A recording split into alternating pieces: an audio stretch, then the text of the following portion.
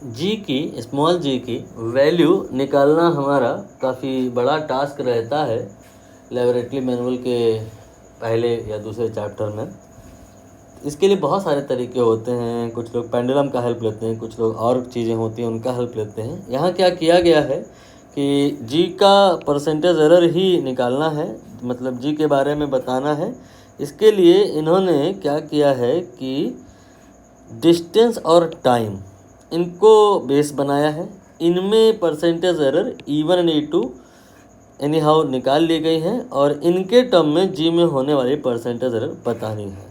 ठीक, थोड़ी और बात आप समझ लें कि बॉडी शुरुआत में रेस्ट पे थी और फिर वो जो है फ्री फॉल कर रही है, नीचे आ रही है। Student measure the distance travelled in free fall of a body initially at rest.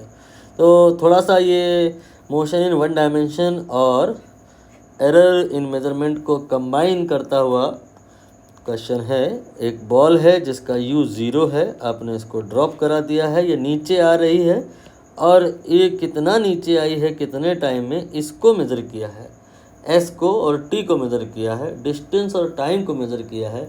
With the help of this data जी की जो परसेंटेज एरर है वो निकालना है। तो आप यहाँ पर सबसे पहले तो लिखेंगे that is UT plus half AT square. अब U 0 है तो आप S इक्वल टू ये टर्म 0 हो जाएगा, then 1/2 and then A will be G।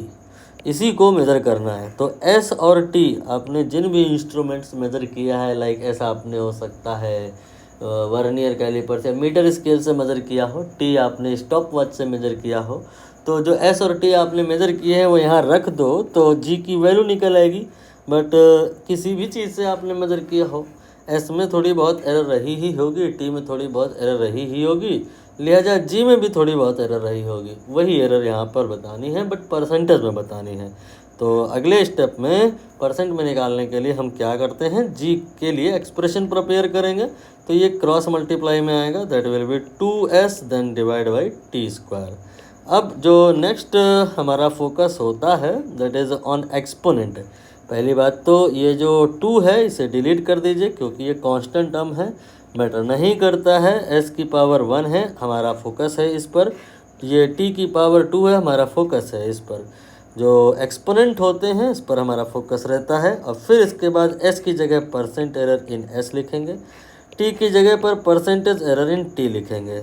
यहाँ पर मल्टीप्लाई आएगा एंड फाइनली सब जुड़ जाएगा तो आंसर आ जाएगा। यहाँ पर 1 इंटू परसेंटेज एरर इन S क्वेश्चन में कहा है कि ये E1 के बराबर है। इसके बाद में फिर 2 then percentage error in time, ये E2 के बराबर है। पहले और बाद में देख लेना। If the maximum percentage error in measurement distance पहले आ रहा है फिर टाइम आ रहा है, तो पहले E1 आएगा और फिर E2 आएगा। तो final answer E1 then plus में 2E2 हो जाएगा। E1 देन प्लस में 2E2 हो